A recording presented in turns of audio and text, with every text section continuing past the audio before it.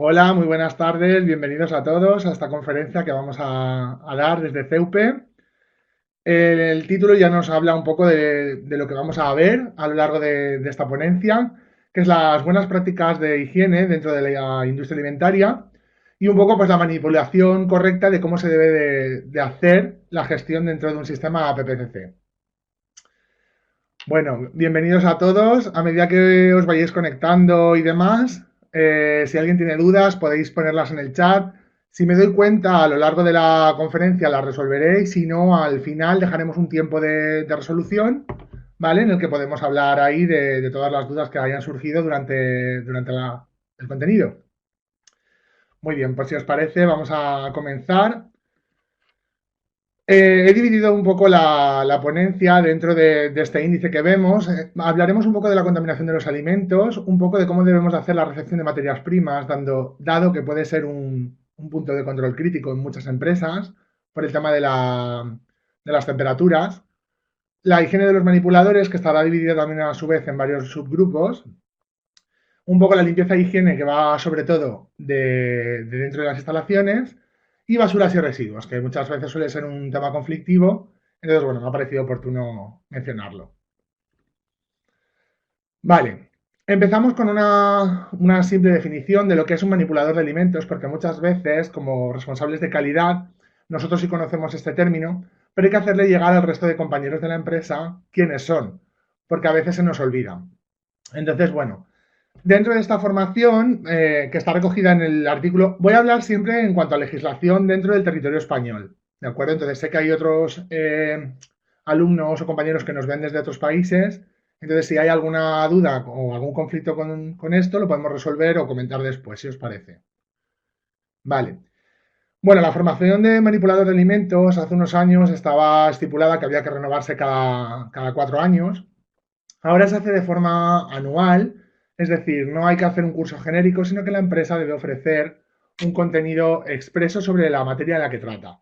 Es decir, si yo trabajo en un sector cárnico, obviamente me va a interesar conocer los peligros que tiene el pescado, pero la empresa debe de formarme de manera exclusiva directamente sobre el sector en el que trabajo. ¿Vale? Esta formación, como os digo, debe de hacerse de manera anual y podéis encontrarla dentro del reglamento español en los datos que os pongo aquí abajo, en el reglamento 852 del 2004. Vale. La cadena alimentaria, como veis, es digamos, las fases empiezan desde la producción agrícola, ganadero, pesquera, es decir, da igual en qué parte nos encontremos, y va a llevar hasta el final, es decir, hasta que el consumidor recibe o consume el propio alimento. ¿Esto en qué se traslada? ¿En qué un manipulador de alimentos puede ser? Tanto la persona que planta una semilla o que está cuidando cualquier tipo de ganadería, o un transportista, que muchas veces se olvidan e incluso ellos mismos desconocen que son manipuladores y sin embargo sí que tienen riesgos.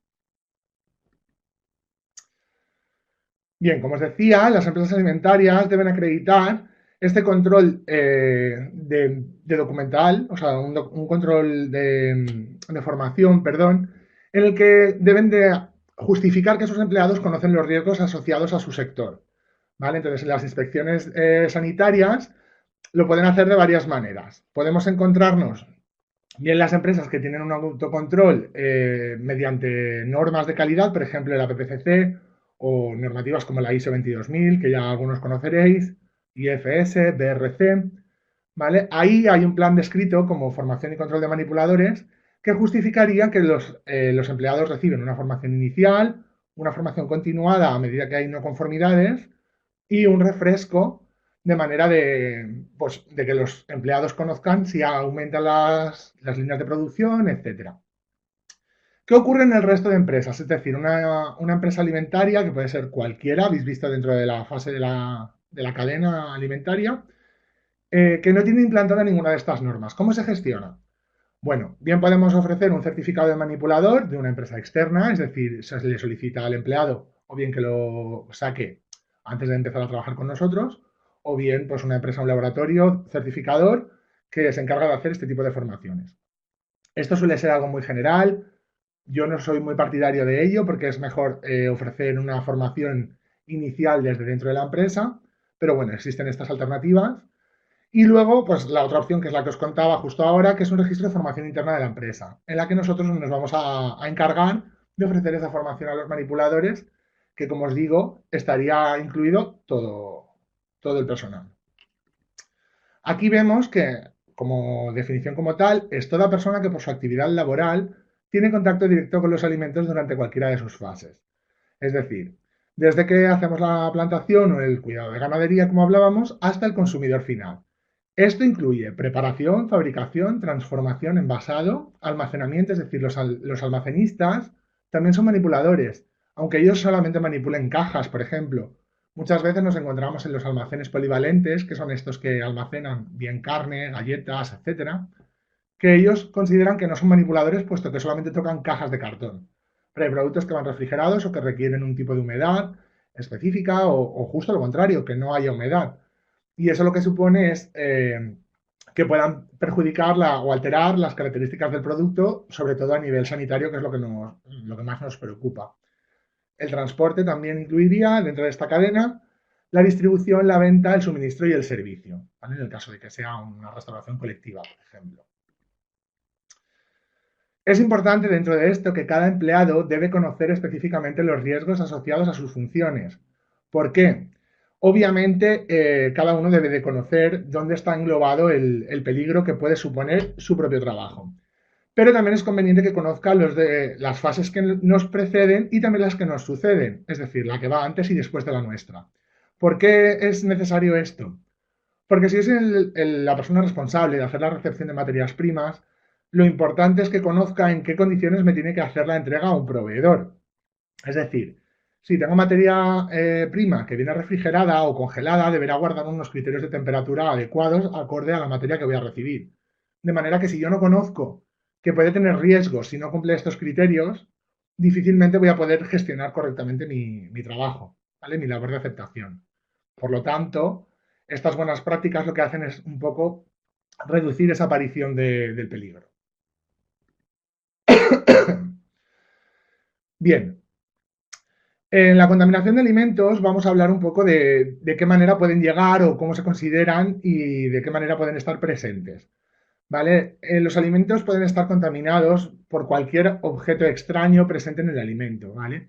O que no debería de estar ahí, al menos en la cantidad en la que se encuentra, como ocurre, por ejemplo, en las setas.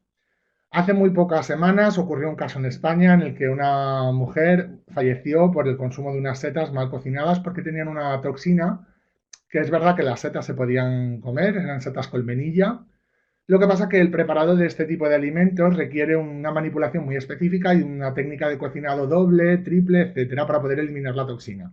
Entonces, se puede considerar que esta gente, o sea, que este alimento estaría contaminado por un agente que está en una cantidad excesiva, ¿vale? Como por ejemplo este caso que comento de las setas. ¿Cómo consideramos los contaminantes? Pues pueden darse de dos modos. Por ejemplo, un modo natural en el que consideramos que una mosca en unas lechugas podría ser considerado un caso normal dentro de lo ocurrido porque es un entorno en el que las moscas pueden ocurrir, ¿vale? Pueden estar, o bien de forma accidental, que es el caso en el que nosotros vamos a intentar corregir en la máxima manera. Es decir, podríamos destacar la presencia de un alimento con un microorganismo patógeno, como por ejemplo podría ser una salmonela en un pollo, o bien productos químicos que no se han aclarado bien, como puede ser la higienización de vegetales, ¿vale? Que se aclaran con un producto clorado y que en consecuencia no retirarlo podría suponer una intoxicación por agente químico, ¿vale? Bien, los peligros podemos definirlos a su vez, como ya habrán estudiado algunos de ustedes, en tres tipos. Está bien que cuando hablemos como responsables de calidad o técnicos de calidad de un departamento, una vez que conocemos los términos adecuados para poder resolver este tipo de conflictos, los denominemos adecuadamente. Por lo tanto, cuando hablamos de peligros, debemos de englobarlos dentro de los tres tipos que existen. El primero de ellos sería el físico, que tiene como característica que los cuerpos son inertes, es decir, cualquier objeto que sea inanimado y que pueda causar daño una vez que se ingiere. Estos daños físicos normalmente suelen ser por atragantamiento o bien por heridas en el esófago, etcétera. Un ejemplo de ello podría ser un resto de madera, por ejemplo, de un palet que se ha metido en parte de la materia prima, o un tornillo de una maquinaria que se haya podido caer dentro de la elaboración de una masa de pan, etcétera. ¿vale? Que precisamente por el atragantamiento o el daño al tragar puede considerarse pues un peligro. De los tres es el más leve, digamos, porque es el más visible, suele ser, la espina de un pescado también podría ser un peligro, ¿de acuerdo? Pero no es lo más esencial, hay técnicas que son fáciles de solventar este tipo de peligros. Los químicos son aquellos ocasionados por sustancias que no deben de estar presentes en el alimento. Como hablábamos, hay de dos tipos. Bien las que son ocasionadas del propio alimento, como son en el caso de las toxinas en las setas que hablábamos antes, o de toxinas en algunos pescados, como el fugu, o bien por una contaminación causada por un agente humano. Es decir, en este caso entraría a formar parte de ello lo que hablábamos de la higiene de vegetales. Es decir, vamos a higienizarlos con un producto clorado y no lo hemos eliminado correctamente. O puede haber una contaminación cruzada por un detergente que está almacenado, que luego veremos de qué manera se hace correctamente, cerca de productos alimentarios. Bueno, la cuestión está en que hay ocasiones en las que el ser humano comete este tipo de errores y es lo que vamos a intentar tratar. Muchas veces estos casos se dan por sabidos y son prácticas como muy básicas y que a veces en las industrias parece que todo el mundo conoce, pero sin embargo a la hora de trabajar se cometen errores. Entonces, las intoxicaciones suelen ocurrir prácticamente siempre por un error del manipulador y muy pocas veces por un origen mecánico o bien de la materia prima en origen. Y el último de los tres peligros sería el biológico.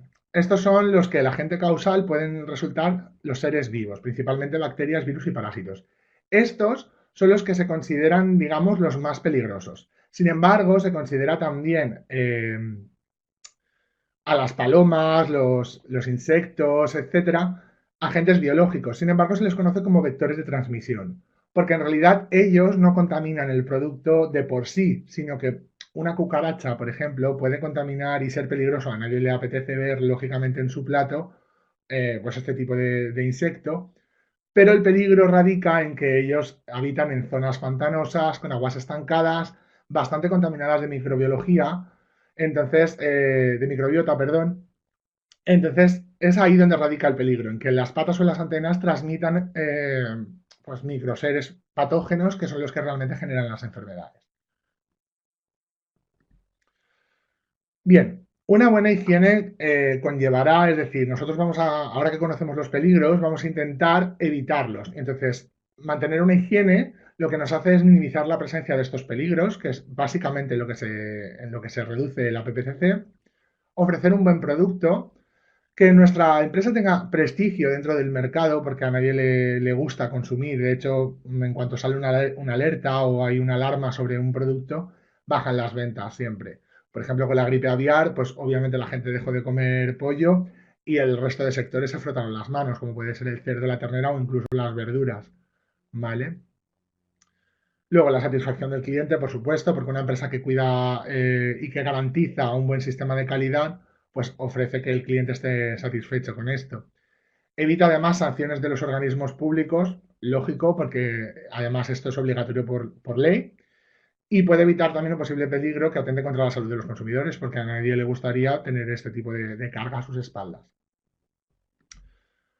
Bueno, ¿dónde puede ocurrir que encontremos este tipo de peligros? Pues lo primero que debemos de conocer es las fuentes de contaminación más comunes en las que podemos encontrarlos. Bien, la primera de ellas y la más común suele ser el medio ambiente. Es decir, cualquier producto que esté expuesto a este agente, es decir, cualquiera que esté expuesto al aire mismo, está contaminado.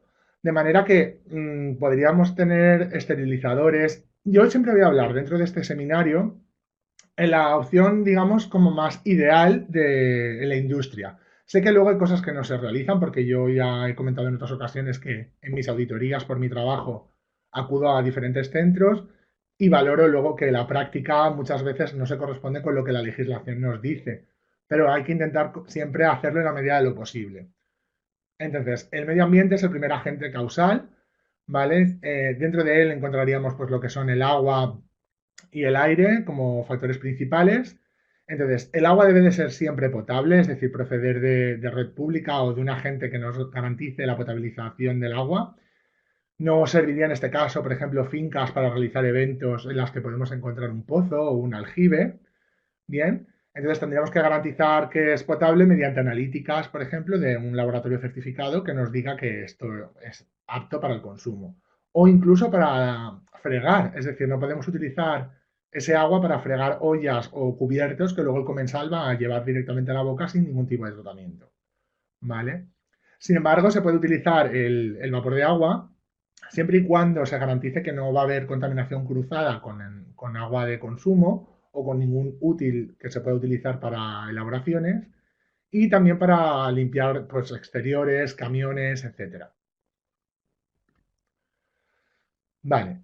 Dentro de los siguientes contaminantes podemos encontrar lo que son las plagas. Ya hemos hablado de los vectores de transmisión, que serían palomas, lagartijas, ratones, ¿vale? Y cualquier otro tipo de insecto que pueda transmitir algo en sus antenas o patas y que por lo tanto generaría pues, la primera contaminación. Útiles en maquinarias de trabajo. Bueno, ya que las herramientas y la maquinaria empleada, pues es lo principal con lo que vamos a elaborar todo, entonces de manera que si cuidamos la materia prima, también debemos de cuidar nuestras propias instalaciones, dentro de las que encajaría, por supuesto, pues los útiles pequeños y la maquinaria, pues sí, es una industria pues picadora, amasadora, etcétera. Las basuras, por supuesto, por su propia condición, es un centro donde vamos a almacenar residuos que no utilizamos, que normalmente suele ser el más descuidado dentro de la empresa y esto es un error porque al final resulta ser una zona muy visitada porque eliminar residuos a lo largo de la jornada de trabajo es como algo básico, de manera que mantener una buena higiene de ese apartado nos va a llevar a tener una buena higiene del resto de instalaciones. Entonces, este cuarto como tal o este término tiene un apartado al final del seminario que veremos un poquito más exhaustivo, ¿vale? Entonces, otros alimentos podrían ser considerados también como fuentes de contaminación debido a la contaminación cruzada. En este caso entrarían dentro, por ejemplo, las sustancias alergénicas, como puede ser el gluten, es decir, sería un contaminante que no debería de estar ahí, es decir, yo voy a tomar un plato de arroz con verduras y no debería de contener gluten. Sin embargo, si ha estado almacenado junto a un paquete de harina, el paquete de arroz y estaban mal cerrados, probablemente haya una contaminación cruzada y podamos infligir a un celíaco un desarrollo de la enfermedad que no debería de tener. Y también, por otro lado, tendríamos la contaminación bacteriológica que puede ser, por ejemplo, de alimentos cocinados con alimentos crudos. Es decir, un alimento crudo, como puede ser una pechuga de pollo, que por sí es de manera endógena, contiene salmonela, podría traspasarse a un alimento que ya esté cocinado, por ejemplo, un sándwich o una ensaladilla, y que como no va a tener un tratamiento térmico posterior, no la podremos eliminar. De manera que eso supondría pues, un riesgo dentro de la PPCC. Y por último, como hablábamos al principio del todo, suele ser el mayor causante de las enfermedades de transmisión alimentaria, que es el propio manipulador. Bien por falta de higiene personal, que también hablaremos ahora un poco de buenas prácticas dentro de los manipuladores en el trabajo, o por la incorrecta ejecución de su trabajo sin prestar atención a la higiene alimentaria. ¿Vale? He querido poneros un vídeo en el que hablamos un poco de lo que es un manipulador asintomático, es decir, una persona que ha trabajado y que ha sufrido algún tipo de patología que se queda remanente, como por ejemplo puede ser la salmonela, puede ser un portador de la propia bacteria, sin embargo no tener síntomas. Entonces, vamos a ver un vídeo en el que nos muestra un poco esta anécdota, que es el caso de Mary Malone, o Mary la tifoidea, que es como se la conoce, y seguimos adelante.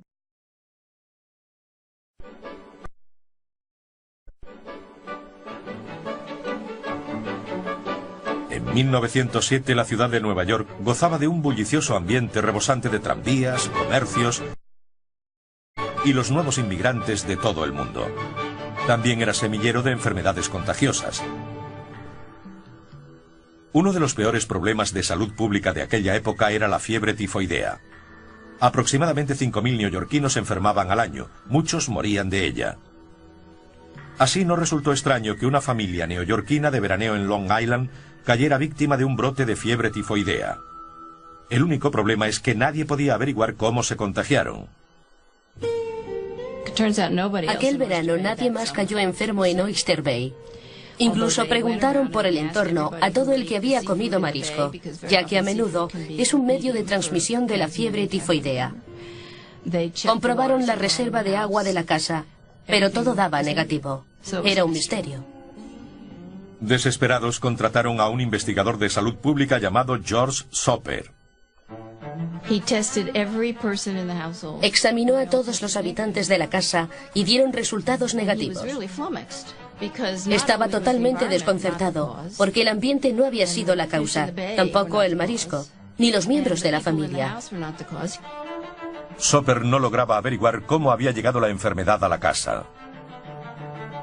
Preguntó, ¿hay alguien más que venga a esta casa en verano que pueda haberla transmitido? Uno de ellos dijo, sí, claro, teníamos una cocinera. La cocinera resultó ser una joven irlandesa llamada Mary Mellon. Desde su llegada a América se había ganado la vida cocinando para las familias adineradas de Nueva York, acompañándolas a menudo a sus casas de veraneo. Así que Mary era la única sospechosa, pero había un problema. Según recordaba la familia, ella tenía una salud de caballo. No sabían nada de portadores. No sabían que había personas que podían llevar un microorganismo, en este caso tifoideo, gozar de buena salud y transmitirlo al más mínimo contacto. Inmediatamente George Soper reconoció lo ocurrido. Había leído un artículo en alemán de Robert Koch, escrito en 1902, donde afirmaba que los portadores, aquellas personas que habían superado la fiebre tifoidea, a pesar de estar sanas, podían transmitir la enfermedad. Y Soper, habiendo descartado cualquier otra posible fuente de contagio, decidió que se trataba de un portador. Dedujo que si alguien, especialmente una cocinera, podía parecer totalmente saludable, estar completamente sana y aún así transmitir la fiebre tifoidea a otros, suponía una seria amenaza. Se dirigió a la agencia de empleo a través de la cual la familia Warren había contratado a Mary e intentó averiguar cuáles habían sido todos sus trabajos anteriores. Había cocinado para 7 u 8 familias antes de los Warren y en todas ellas hubo brotes de fiebre tifoidea. Soper localizó a Mary en una casa de Manhattan. Fue, llamó a la puerta y pidió hablar con la cocinera. Le dijo, creo que está usted causando la fiebre tifoidea en todas partes donde ha cocinado, haciendo que la gente enferme y muera en muchos casos. Me gustaría tomar muestras de su sangre, orina y heces. Ella pensó que aquel hombre estaba completamente loco. Ella no podía creer que estuviese enferma y que representase un peligro para otras personas. La mayoría de los científicos y médicos de aquella época, que no habían leído el artículo de Koch, también habrían pensado que estaba loco. ¿Cómo era posible? Había que estar dispuesto a creer en cierto tipo de pruebas de laboratorio, y el estadounidense medio no lo estaba. Lo echó de la casa amenazándole con un tenedor. No quería saber nada de aquello.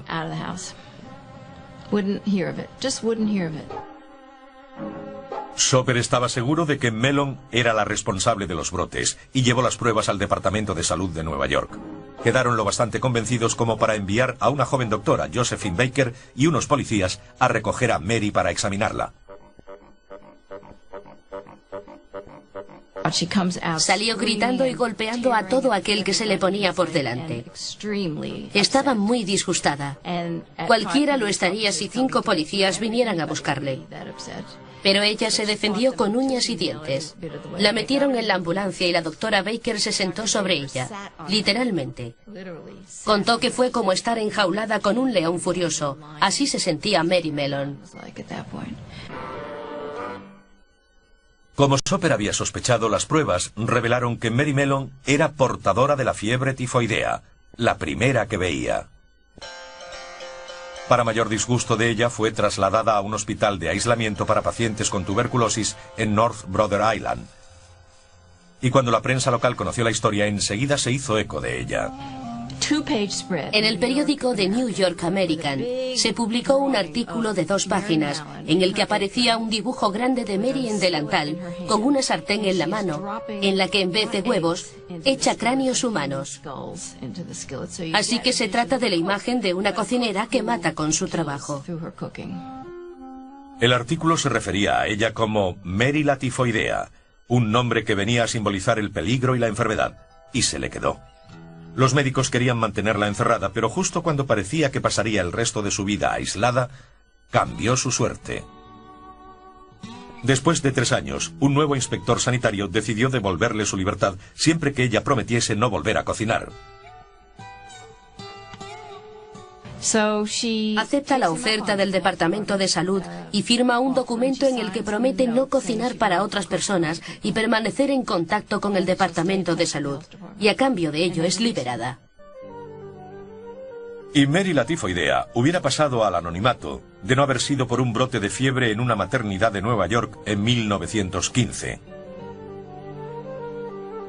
Cuando el Departamento de Salud investigó, descubrió que la cocinera, que decía llamarse señora Brown, no era otra que Mary Mellon, Mary la tifoidea. Esta vez cayó sobre ella todo el peso de la ley y fue recluida de nuevo en el hospital Riverside de North Brother Island. La historia de Mary Mellon ilustra un importante dilema de salud pública que ocurrió a principios del siglo XX y sigue vigente a comienzos del siglo XXI. ¿Cómo proteger la salud pública y a la vez respetar los derechos civiles de los individuos? En el caso de Mellon, escogieron proteger la salud pública confinándola en el hospital para el resto de su vida. Allí murió de apoplejía en 1938. Bien, en este vídeo lo que hemos podido ver ha sido como una mala manipulación, una mala higiene del manipulador puede llevar a resultar la muerte de otros consumidores.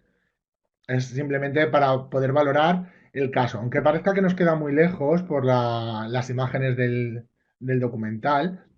Esto pasó hace relativamente poco tiempo, hablando en siglos claramente, pero a día de hoy también puede ocurrir, es decir, el caso de la fiebre tifoidea es verdad que está erradicada en muchos sitios, pero al final resulta ser una salmonela y en casos de mataderos de aves, por ejemplo, ocurren y se encuentran mediante analítica, con lo cual no es algo que quede tan lejano. Como hablábamos antes, dentro de las buenas prácticas de manipulación en el centro de trabajo, vemos que hay muchas que se realizan de manera inconsciente, bien por la cotidianeidad que supone pues, hacer ciertas cosas, podemos descuidar el hablar, el toser, masticar, tocarse la nariz. Estas prácticas suelen ser de manera inconsciente, es decir, se ha demostrado que rascarse la rodilla, por ejemplo, sí que se recuerda, sin embargo, tocarse la cara o la cabeza es un acto involuntario que nosotros no recordamos a simple vista. Por lo tanto, los manipuladores deben de tener cubiertas las zonas pues de mucosa, sobre todo lo que es boca y nariz, para cuando hablen no salivar encima de los alimentos, porque es inevitable, es decir, son moléculas pequeñas de saliva que salen cuando estamos hablando y eso no se puede controlar. Y a su vez también pues, evitar tocarnos la boca o la nariz, los oídos, la cabeza, independientemente de que tengamos pelo o no, como es mi caso. Yo también debería de ponerme gorro en el caso de entrar en alguna fábrica porque puedo tener de manera inconsciente el acto de tocarme la cabeza y después manipular algún tipo de producto. Por lo tanto, estaría transmitiendo Staphylococcus aureus que son presentes en nuestra propia piel y generar así pues, una intoxicación. Bueno, dentro de la recepción de materias primas, debemos de considerar lo primero es que esta fase del proceso debe de realizarse siempre en unas condiciones óptimas. Ahora veremos un poco cómo se realizan. Esto debe de suponer una revisión de las buenas condiciones del producto, es decir, lo que nosotros consideremos en la medida en la que nuestro trabajo varíe de materias primas. No es lo mismo recibir un pescado congelado o pescado fresco que almacenar sacos de harina. Lógicamente, la visualización del producto debe de ser más exhaustiva en el pescado porque hay más aspectos a valorar. Pero igualmente deben de estar descritos dentro del propio sistema PPCC que se hace dentro de esta fase. Cuando el alimento está refrigerado o congelado, nos aseguraremos obviamente, de que la temperatura es la adecuada y de que se ha mantenido la cadena de frío. Para esto podemos utilizar termógrafos de los medios de transporte, es decir, los camiones que van refrigerados y que son de larga distancia suelen tener este tipo de maquinaria, que es el termógrafo, que lo que nos indica es el periodo de temperatura a lo largo, o sea, perdón, los picos de temperatura a lo largo de todo el periodo en el que se ha trasladado el producto. Eso nos dará pues una visión rápida de si el alimento ha mantenido o no las condiciones. Bueno, la recepción de materias primas, en primer lugar, debe de hacerse, como digo, en condiciones óptimas. Para ello se realizará en lugares destinados a este efecto, es decir, con mesas de acero donde poder recibir la materia prima, con básculas para poder pesar el género, porque no solamente hablamos de calidad sanitaria, sino dentro del departamento de calidad también gestionamos que nuestro producto cumpla lo que el proveedor nos dice. Es decir, si voy a comprar 100 kilos de manzanas, quiero recibir 100 kilos y no 93, porque estos 7 kilos suponen una pérdida. Y el departamento de calidad, ya que suele ser un departamento que genera siempre coste a la empresa, intentamos, en la medida de lo posible, ayudar a los compañeros de producción. Bien, estos lugares deben de estar separados del resto, ¿vale? Porque podemos recibir mercancía pues, en cajas que vienen directamente con fruta o verdura, por ejemplo, del campo y pueden a su vez pues, transmitir o hacer de efecto de caballo de Troya e introducir en la empresa pues, un ratón que esté metido dentro de las cajas o bien alguna cucaracha, palometas de la fruta, etcétera. Por lo tanto, nunca se deben de colocar los envases en el suelo, es decir, siempre deben de hacerse en un lugar cómodo para el trabajador, que pueda inspeccionar adecuadamente la materia prima y que por ende pueda aportar una valoración visual de todo el género. Si entran palets completos, difícilmente valoraremos el interior, pero sin embargo sí podemos ver si el fleje está roto, si tiene algún tipo de restos de heces, por ejemplo, de ratones en los bordes. Ese tipo de cuestiones son las que se deben de valorar en la recepción de materias primas. En cada recepción, además, se completará un registro o un albarán de entrada con informaciones como, por ejemplo, esta que yo os aporto. Fecha de entrada en las instalaciones de la industria, es decir, si llega hoy día 28, pues debe de indicarse, a ser lo más concreto posible. Si recibimos en la industria varias veces a lo largo del día, es importante también apuntar el orden o la hora. La empresa que nos hace el envío, es decir, el proveedor, porque rara vez se trabaja con un proveedor únicamente, de hecho no es aconsejable, por si en algún momento tenemos un fallo con la materia prima que estamos trabajando, poder tirar de otro proveedor, con lo cual es muy común tener varios proveedores de harina, de carne, de lo que sea. Debemos de también apuntar el lote de origen, en el caso de que nos lo indiquen, o bien un lote interno, que esto variará en función de la empresa y del sistema de trazabilidad que cada una tenga y podemos identificarlo directamente con la fecha de entrada, de manera que cuando yo vaya a buscar el albarán del producto de harina, por ejemplo, pueda identificar que es del día 28 y entonces acuda a la factura para identificar el lote, etcétera. La cantidad que hemos recibido, esto es lo que comentaba antes, que en la báscula debe de hacerse un pesado e indicar si hemos comprado 100 kilos, que llegan 100 kilos y que es correcto. La temperatura del producto en el caso de que así lo requiera y no conformidades detectadas. Para esto, obviamente, si detectamos alguna, se debe de generar un parte de acciones correctoras, que es esto que se denomina PAC, en el que podemos indicar, por ejemplo, que la caja viene golpeada, que tiene un color anómalo, es decir, hemos comprado tomates y los tomates tienen en la ficha técnica nos indican que su color característico es un color rojizo. Por lo tanto, si nos llegan tomates de color verde y nosotros queremos aceptarlos porque nos van a madurar en cámara, etcétera, debemos de notar que el proveedor nos los ha traído de color verde. Podemos adjuntar una fotografía, etcétera. ¿Dónde radica la importancia de hacer estas acciones? Pues simplemente en el caso de que haya alguna contaminación posterior, de que el sabor del producto varíe, del producto final, lógicamente el tomate va a variar su sabor. Estoy poniendo ejemplos al azar, pero se puede aplicar a todos los alimentos.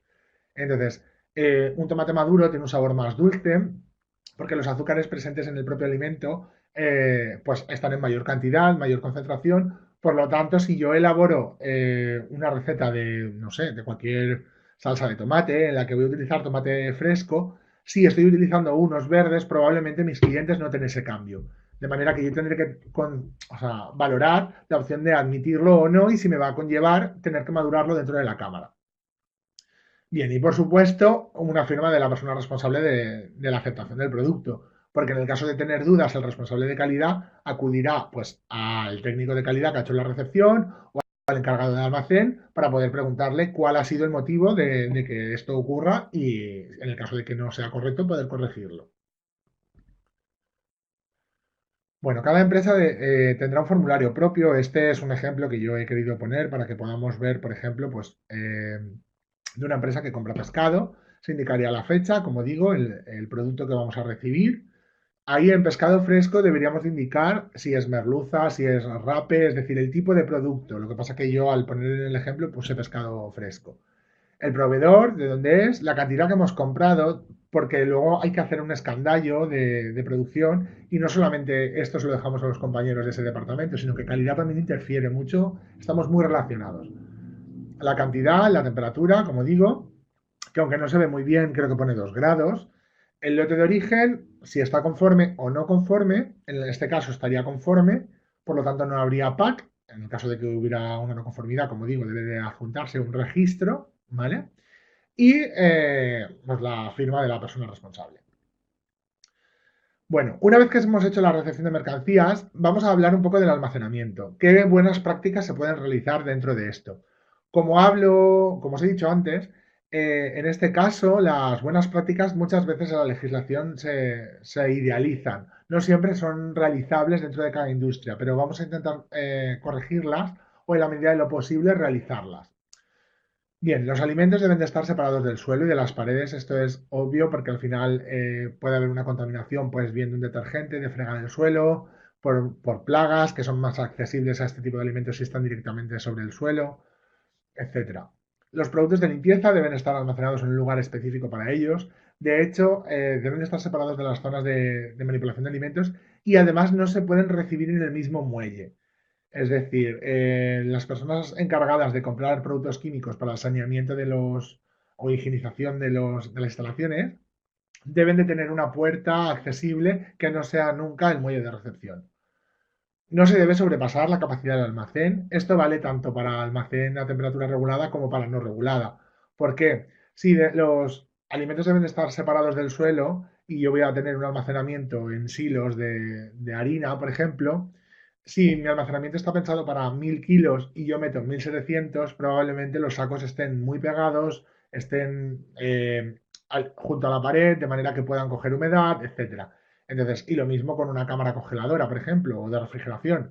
Si está pensada para almacenar 500 kilos de materia prima y yo meto 1000, la temperatura que alcanzará nunca será la adecuada. Por lo tanto, estaremos infringiendo un descontrol, una no conformidad dentro de nuestro propio sistema. Además, debemos utilizar la rotación de productos. Aquí se pueden utilizar varios sistemas, por ejemplo, el FIFO o el FEFO, es decir, First In, First Out, que es el primero que caduca es el primero que sale, o bien el primero que llega es el primero que sale. Esto, dependiendo un poco de la dinámica de cada empresa, pues variará un sistema u otro. Además, dentro del almacenamiento debemos de anotar como mínimo una vez al día la temperatura de las cámaras de refrigeración, que recordemos es inferior a 5 grados, y de congelación inferior a menos 18, lo que supone menos 19, menos 20, nunca menos 17 o menos 16, porque eso sería una temperatura con más calor. Este registro se debe de anotar bien en un registro aparte o de manera informática, dejarlo digitalizado, etcétera. Permitir la circulación de aire entre las columnas de productos almacenados, es decir, esto lo que va a facilitar es que no se hagan mohos ni que contemplen pues, el crecimiento de microseres como puedan ser las arañas, por ejemplo, y además nos va a facilitar el trabajo al personal de limpieza. No se deben dejar basuras dentro de las zonas de almacenamiento. Estas zonas deben de estar aisladas de los lugares de manipulación y, por supuesto, también de los químicos. Se deben de respetar las fechas de consumo preferente y de caducidad, es decir, muchas veces en hogares encuentro que hay gente que me comenta, este yogur está caducado o este producto está caducado, lo voy a consumir, no pasa nada. Ciertamente, la vida útil de los productos suele ser siempre más corta, precisamente para no pillarse los dedos, con lo cual los empresarios dan cierto margen. Entonces, un consumidor final puede hacerlo. Pero en industria jamás, jamás, jamás podremos trabajar con producto pasado de fecha de consumo preferente o de caducidad.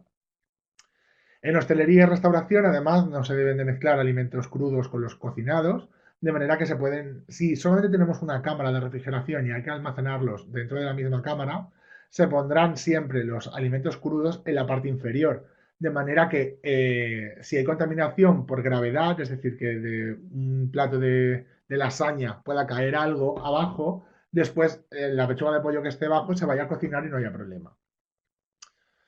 No conservar ningún alimento en un envase sucio, con el embalaje en mal estado o sin etiquetar. Esto es algo que ocurre muchas veces porque los empleados van rápido, gestionan de una manera adecuada la recepción de materias primas y hay que darle la importancia que tiene. Es decir, un producto sin etiqueta supone que no tenemos fecha de entrada ni lote y que no hemos elaborado correctamente las labores de recepción de mercancía que veíamos antes.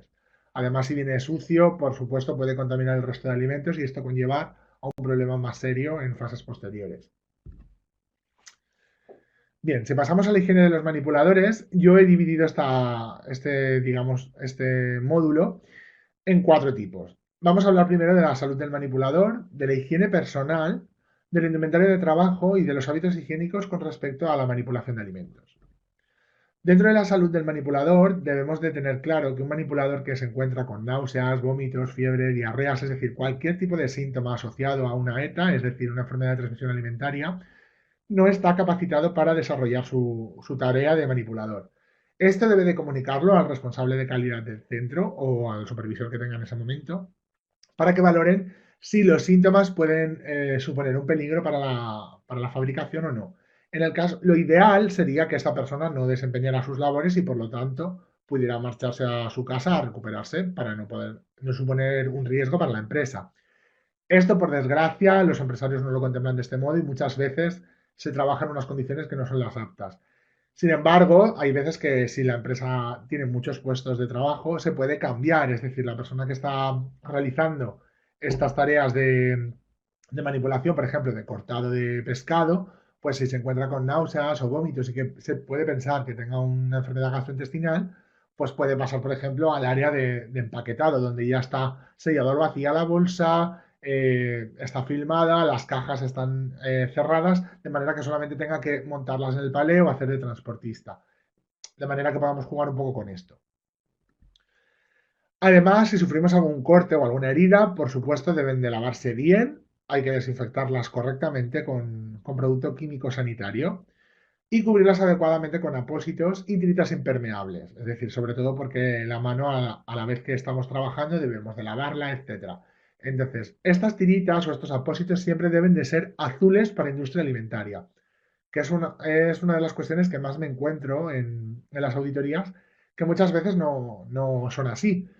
¿Por qué de color azul? Simplemente porque es identificable fácilmente en el caso de que se haya un desprendimiento o caiga algún trozo dentro del resto de alimentos. Es difícil que encontremos dentro de la industria alimentaria alimentos azules que no estén teñidos de manera natural. Entonces, este color simplemente es una alerta. Y por supuesto, en el caso de que la tirita o el apósito esté cerca del área de manipulación, es decir, de muñeca para abajo, deberemos de cubrirlo con guantes. Dentro de la higiene personal hablaremos de que las fuentes de transmisión más proclives, donde más suele ocurrir, son las manos, la boca, las mucosas y el intestino. Esto del intestino simplemente es por una mala higiene tras ir al baño, es decir, es una obligatoriedad la higiene de manos antes de ir al servicio y por supuestísimo también después. Como mínimo, dentro de la higiene del manipulador, deberemos de exigir a los empleados como responsables de calidad que vengan duchados a trabajar, es decir, lavados con agua y jabón, que aunque parece una obviedad, muchas veces nos encontramos que no es así. Con el pelo limpio, precisamente por lo que hablábamos antes, de que es una zona en la que puede haber estafilococos y es un conflicto a la hora de trabajar. Deben de lavarse los dientes, porque ya hemos hablado que de la boca cuando estamos hablando se desprenden moléculas de saliva. Y deben de llevarse las uñas cortas y limpias. Y por supuesto, no se pueden pintar. Es decir, dentro de la industria alimentaria no está permitido el uso de pinta uñas. Porque, entre otras cosas, es un material químico tóxico y que no es apto para la higiene alimentaria. Por lo tanto, no se permite. Además, las manos deben de lavarse adecuadamente y de manera constante. siempre que se encuentren sucias o hayan estado en contacto con contaminantes. Esto implica también sustancias alergénicas, es decir, si yo estoy trabajando con pan y voy a manipular pescado o queso, tengo que lavarme las manos aunque el pan no me las haya ensuciado. ¿Por qué? Porque el pan contiene gluten y en el caso en el que yo toque otro alimento voy a hacer una transmisión cruzada de esa sustancia alergénica y por lo tanto estoy cometiendo una infracción. Además, la higiene de manos debe de hacerse frotando bien entre los dedos, es decir, de este modo, por ambas partes, ¿vale? Y en la medida de lo posible, aumentando la zona de lavado hasta medio brazo o lavado de cirujano, que se le llama, y por supuesto no se pueden tener ni relojes ni joyas de ningún tipo. Bueno, en la ropa de trabajo veremos que debe de ser exclusivamente usada en el centro de trabajo, es decir, un uniforme que está apto para la higiene alimentaria debe de estar dentro de la industria alimentaria. Lo idóneo es que la propia empresa gestione incluso el lavado, es decir, nosotros no conocemos si los empleados tienen mascotas en casa, por lo tanto no conoceremos si cuando han lavado la ropa y si la han lavado correctamente con el producto químico adecuado, a la temperatura correcta, y si a la hora de recogerlo yo he cogido mi equipo de trabajo y lo he dejado en el sofá y tengo gato o perro, probablemente se haya contaminado pues, de pelos del animal, etcétera. Con lo cual, lo idóneo es que la empresa gestione esta labor. Muchas veces no ocurre porque esto supone un gasto que no todas las empresas medianas o pequeñas pueden asumir. Por lo tanto, el propio empleado es el que es responsable de esta gestión. Además, con la ropa de trabajo no se puede salir a la calle con ella, es decir, no podemos salir a fumar o en nuestros descansos hacer la compra al supermercado para la casa, etcétera. Ni cuando acaba mi jornada llevarme la ropa de trabajo puesta a casa. Además, deben de ser de colores claros, preferiblemente. Esto simplemente es una sugerencia que se hace como auditores o como inspectores de sanidad para identificar correctamente la higiene del empleado. Es decir, si trabajamos con equipos negros, que esto se ve ahora mucho en los restaurantes, se ha pasado del blanco claro, en el que ahora los restaurantes de lujo sí que lo mantienen, a que ahora los uniformes de los camareros suelen ser negros. Esto enmascara, queda elegante y parece como que está socialmente aceptado, pero en realidad enmascara una mala higiene de los manipuladores.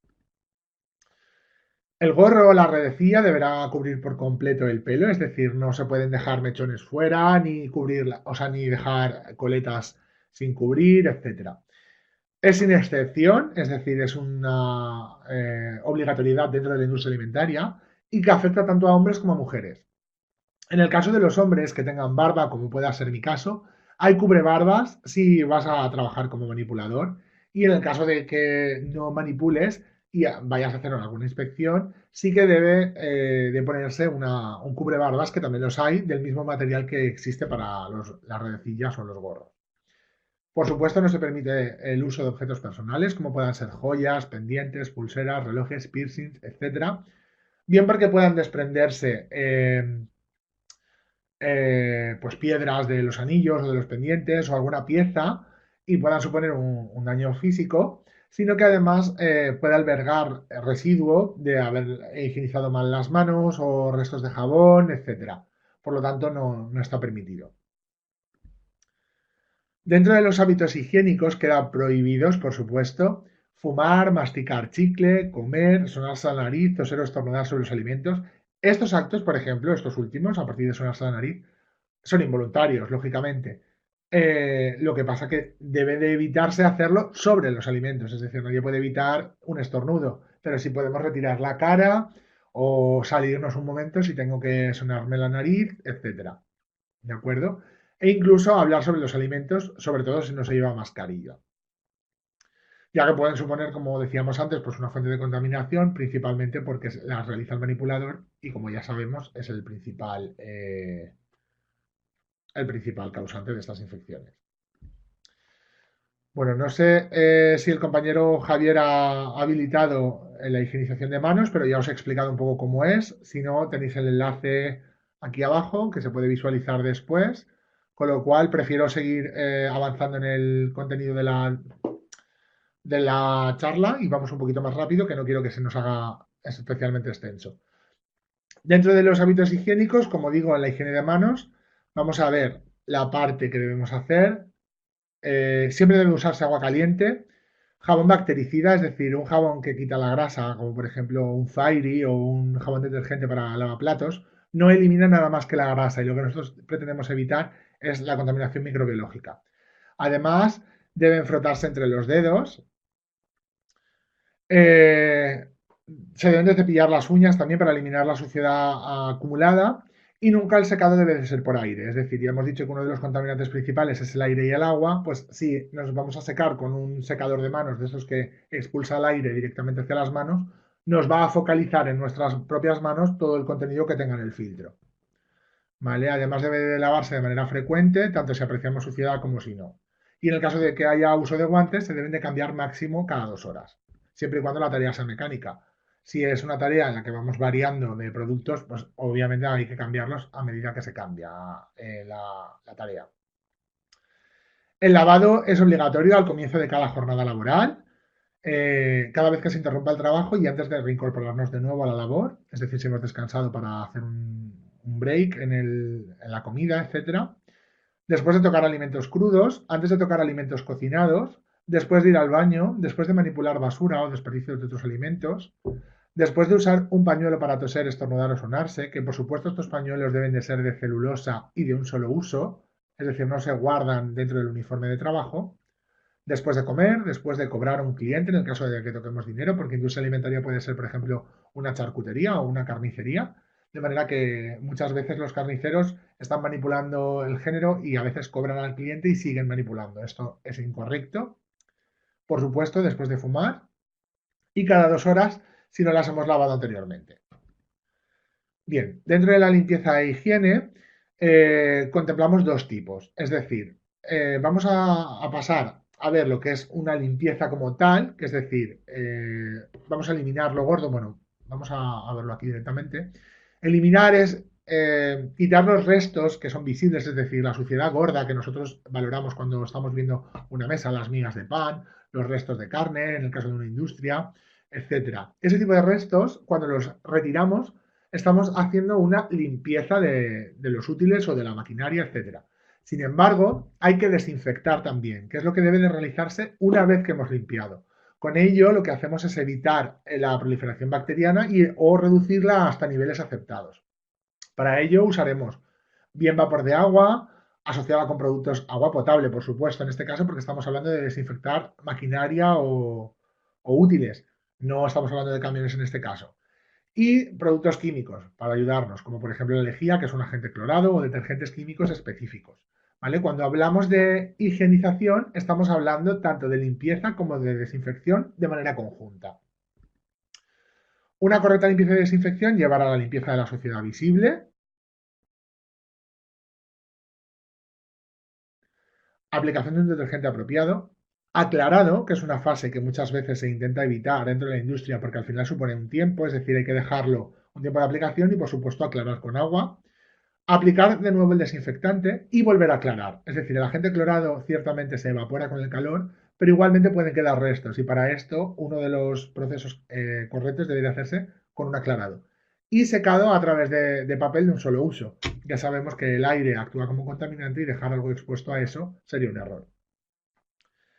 Bueno, la limpieza debe de estar contemplada, por supuesto, dentro de un plan en el sistema PPCC y dentro de estos prerequisitos, pues hay que describir, por supuesto, pues el material que vamos a usar, los tiempos de aplicación, es decir, si debe de esperarse 15 minutos y volver a aplicar, etcétera. Los protocolos de actuación, eso lo vamos a encontrar en las fichas técnicas del propio producto y que variará en función de cada químico en cuestión.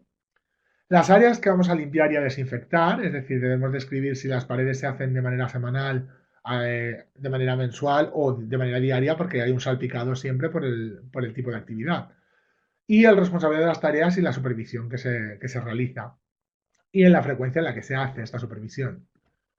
Además, en cocina o en el ámbito alimentario, hay prácticas que no están permitidas. Por ejemplo, el uso de utensilios de madera. Esto está totalmente prohibido. Precisamente porque la madera es porosa y acumula sustancias que pueden ser alergénicas o incluso albergar microorganismos que pueden suponer pues, una contaminación posterior. Las piezas de las maquinarias además deben de ser fácilmente desmontables para poder lavar, es decir, máquinas que tengan recovecos o que no sean fácilmente higienizables no son aptas para la industria alimentaria. No se permite el barrido en seco, que sé que es una práctica que en realidad sí se hace, pero no se permite precisamente porque levanta polvo. De manera que lo ideal es lavar con un agente húmedo o bien con una fregona o alguna mopa que pueda utilizar para no levantar precisamente este polvo, que además siempre suele ocurrir cuando ya hemos limpiado todas las instalaciones, lo último que se hace es limpiar el suelo. Y justamente este polvo que se levanta vuelve a caer sobre las zonas que están recientemente higienizadas. No pueden almacenarse productos de limpieza o basuras junto a otros alimentos, ya lo hemos dicho. No está permitido el uso de detergentes y desinfectantes de uso doméstico, precisamente porque requiere unas características de higienización mayores y el uso doméstico muchas veces no es suficiente. Además, no está permitido el uso de bayetas o de trapos, que sé que es una práctica que también se realiza mucho, pero no es correcto a pesar de que se dejen en lejía o en algún tipo de agente químico. Esto no está permitido en la industria alimentaria. Los utensilios limpios y desinfectados deben de almacenarse en esterilizadores. Esto es lo más ideal, porque sé que tampoco ocurre. De hecho, los cubiertos de los comedores incluso deberían de estar en cámaras de luz ultravioleta o de ozono, etcétera. Pero bueno, intentar salvaguardar en la medida de lo posible la higiene de estos productos una vez que ya están higienizados. No está permitida la presencia de animales domésticos en las instalaciones ni de ningún otro tipo de animal, por supuesto. Y en caso de avistar indicio de plagas, como pueda ser pues, un ratón, una cucaracha, moscas, etcétera, se debe de avisar al responsable de producción o al de calidad para que avisen a una empresa y realice una desinfección, derratización o desinsectación que se conoce como DDD. ¿Vale? Este procedimiento, por supuesto, debe de ser realizado por empresas homologadas. En ningún caso se permite que se realice de manera autónoma por la propia empresa o el personal de la empresa si no tiene el carnet de aplicador de ese tipo de productos. Y el último punto que vamos a ver son las basuras y residuos, que como comentaba muchas veces suele ser uno de los puntos más conflictivos dentro de la industria alimentaria. ¿Por qué? Simplemente pues porque está destinado a albergar desechos y basuras y en el que hay que mantener un orden de limpieza a la medida de lo posible, porque esto puede trasladarse directamente al interior de la zona o el obrador de producción. Es la primera zona que se ve afectada por las plagas y microbios, precisamente por ese acúmulo. Es decir, si los restos son orgánicos, deben de estar refrigerados igualmente, porque aunque para nosotros sean un residuo, deben de mantener la cadena de frío hasta el momento en el que se salen de nuestras manos. Por esta razón, deben de tenerse un especial cuidado con los cubos contenedores de basura y vamos a ver de qué manera debería de actuarse con ellos. Deben estar siempre cerrados, solo se abrirán para utilizarse, da igual si son cubos o contenedores. Estarán en una zona fresca y seca, alejados de altas temperaturas o del sol, que podría fermentar los residuos. Y en el caso, como he dicho antes, de que sea materia refrigerada, deberemos de mantener la temperatura. Deben contener únicamente la basura apta para cada uno de los contenedores indicados. En el caso de que la empresa esté concienciada con el reciclaje, si hay productos orgánicos, papel, plástico, cada uno debe de ir en el contenedor correspondiente. Deben ser fáciles de limpiar, por supuesto, porque las zonas de basura también se limpian, inclusive los cubos. Deben de estar acondicionados con un pedal de apertura no manual. Esto puede ser o bien de pedal o bien automático al pasar la mano por un detector de infrarrojos, etcétera. El sistema de la legislación no nos indica cuál es el correcto, simplemente nos dice que sea de apertura no manual, precisamente para que no haya esa contaminación cruzada al tocar este tipo de cubos. Deben contener siempre una bolsa de basura de plástico de un solo uso, como mínimo se vaciará una vez al día, siempre es evidente, y en algunos casos, según el manipulado, deberá vaciarse más a menudo si nuestra práctica de producción requiere ese tipo de gestión de residuos. Siempre debe lavarse las manos después de manipular las basuras, bolsas o cualquier tipo de residuo, y esta zona no debe estar en contacto con la ropa que posteriormente entrará a la zona de manipulación. Esto se puede gestionar bien por horarios de trabajo, de manera que el empleado, cuando va a realizar la última función de la empresa, retire las basuras, las saque al exterior, etcétera, y de ahí ya pase directamente al vestuario, no vuelva a pasar por zonas de producción que están recién limpiadas, etcétera. Vale. A ver, perdón, se me ha pasado. A ver, ahora. Bien, toda esta limpieza se realizará para evitar aparición de plagas y reducción de los microorganismos a niveles aceptables que no pongan en riesgo la contaminación. Y dentro de las basuras o equipos de residuos deberemos de contemplar también no solamente lo que son los cubos o contenedores como tal, sino que deberemos de valorar las rejillas de los desagües que impidan la entrada de animales por ellas, por ejemplo, que suelen ser zonas conflictivas precisamente porque son zonas que se lavan bien con agua a presión y suelen tener desagües de desecho o de desaguado, nunca mejor dicho, etcétera. Las mosquiteras en las ventanas, tanto para evitar que entren insectos como también las aves, que suelen buscar zonas con calor relativamente escondidas para generar nidos. Y deben estar, por supuesto, estas mosquiteras sin roturas ni acumulando polvo. Es decir, si evitamos una acción, pero por otro lado generamos un peligro, es donde tendríamos que valorar que no está haciéndose de manera correcta. Además, también se pueden utilizar dentro de la industria alimentaria los insectocaptores. En este caso he puesto cutores, pero es un error. Los insectocutores son estos aparatos que generan electricidad, tienen luz ultravioleta y atraen los mosquitos.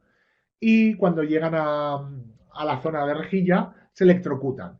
Esto ya no está permitido, al menos en España. Ahora son insectocaptores que llevan planchas adhesivas en la que el propio mosquito o la mosca es atraída por la luz ultravioleta, como digo, pero en lugar de ser electrocutado se queda adherido a una plancha que es retirada cada X tiempo según pues, las capturas que genere.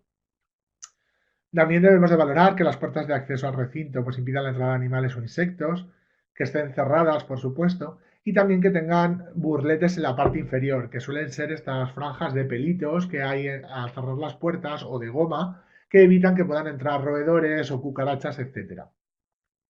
Los cubos de basura deben estar limpios y con bolsa cambiada frecuentemente, por supuesto, y en el caso de que goten deben de secarse inmediatamente para no generar acúmulo de agua y que eso pueda suponer una proliferación microbiana.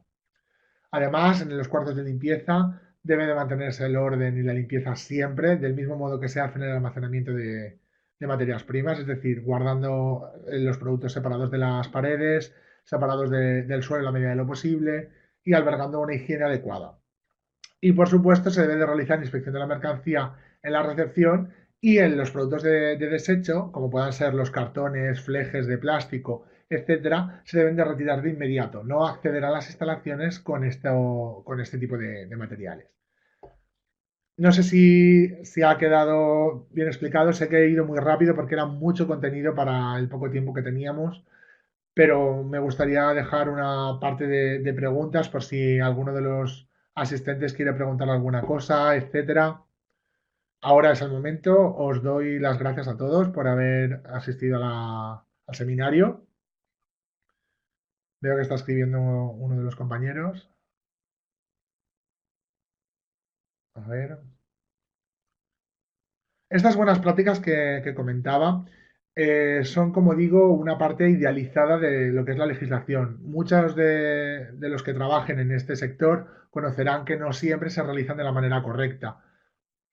Intentamos evitar o minimizar los peligros a un punto aceptable que supongan el menor riesgo. Vale, a ver si el compañero nos dice qué dudas tiene. No sé si hay alguien más que quiera preguntar alguna cuestión.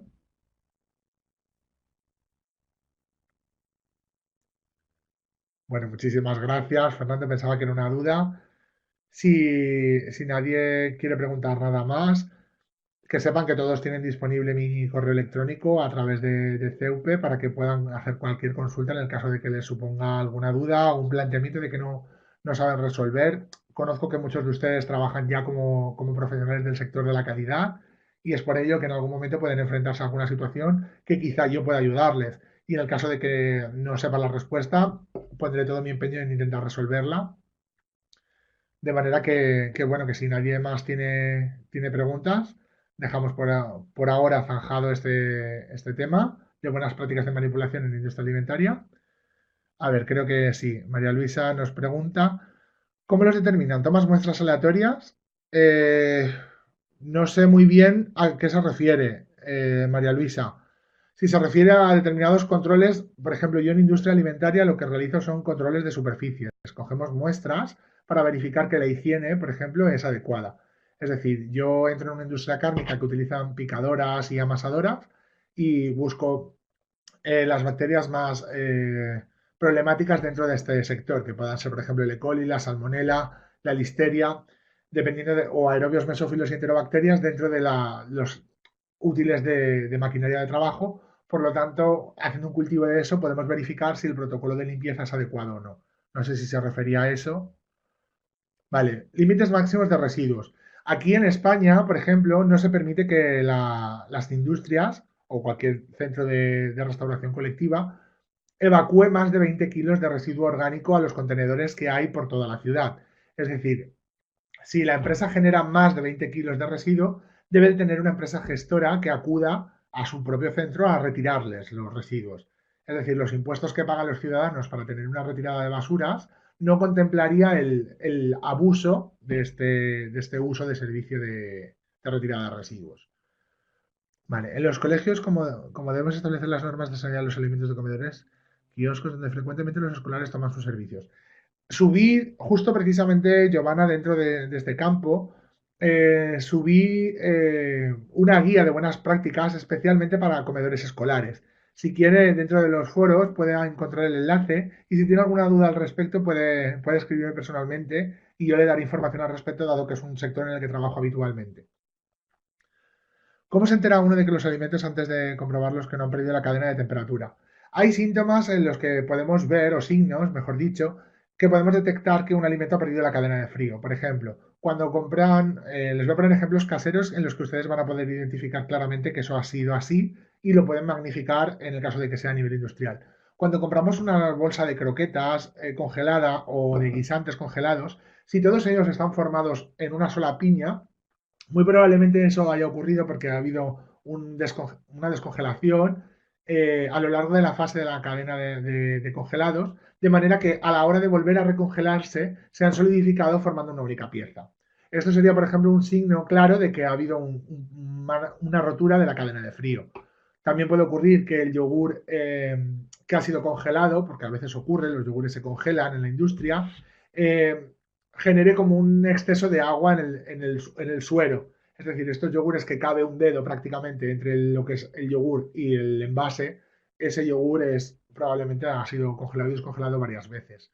O el resto de agua en las bandejas de pollo también puede ser un indicativo de este sector. Vale, a ver, David nos pregunta, ¿en qué normatividad podemos encontrar los límites de microorganismos indicados para alimentos? Aquí en España está en el reglamento 3484, que a pesar de estar derogado, nos indica qué valores máximos están permitidos. De todas formas, cada sector tiene aplicados los suyos. Es decir, la bebida, por ejemplo, una horchata, tiene unos niveles de enterobacterias bastante altos debido a que su materia prima, que es la chufa, posee este tipo de bacterias de manera propia. Por lo tanto, no puede ser considerado como otro tipo de alimentos que las enterobacterias tienen un límite mucho más restrictivo. Sin embargo, aquí, si admitiéramos ese límite, no podríamos elaborarlo. De manera que ese sector pues, tiene unos niveles mucho más permisivos en cuanto a que no suponen un riesgo por su proceso de elaboración, pero sin embargo la materia prima ya consta de estas bacterias. Por lo tanto, los límites los pueden encontrar dentro de las normas de aplicación dentro de cada sector. También dejé información al respecto sobre los APPCCs separados por sectores dentro de los foros que nos ofrece CEUPE, de manera que ahí pueden localizar dentro de la bibliografía que se encuentra al final de los documentos reglamentos que determinan dónde pueden encontrar este tipo de datos. Bueno, y Carla pregunta, ¿cuáles serían los desinfectantes óptimos para la desinfección de maquinaria? En este caso siempre tienen que tener registro sanitario, es decir, aceptación de código HA para higiene alimentaria, es decir, no es lo mismo desinfectar una máquina no sé, de engrasado de tornillos que una máquina que va a utilizar para picar carne para hacer hamburguesas. Tiene que tener, como le digo, ese registro. Pueden encontrar este tipo de productos directamente de desinfectantes contactando con un proveedor de químicos local que tengan cerca de su distribución, entre dentro de su ámbito. Y ellos les van a ofrecer un catálogo extenso, apto para la industria alimentaria, como le digo, y además asociado a las características que ustedes tengan. Cada industria variará. Es decir, podemos encontrar higienizantes que en un solo proceso desengrasan y a la vez desinfectan y entonces por lo tanto ahorran tiempo y tienen un aclarado nada más en lugar de dos fases como hablábamos antes a lo largo de la conferencia o bien que por las necesidades de su industria requiera un desengrasante muy alto porque están elaborando pollo asado y la grasa del pollo asado queda adherida al suelo y probablemente con un higienizante de una sola fase no sea suficiente y tenga que hacerlo en dos procesos. Pero esto tendrán que valorarlo de manera in situ. Como le digo, a este tipo de químicos se puede acceder fácilmente contactando con un distribuidor local dentro de su ámbito de trabajo. ¿De acuerdo? Bueno, creo que no hay ninguna pregunta más. Lo vamos a dejar aquí. Muchísimas gracias a todos por haber asistido. Si tienen cualquier duda, como les digo, estoy disponible para ustedes a través de CEUPE. Pueden hablar con la coordinadora y ella me traslada los mensajes o bien directamente escribirme a mi correo.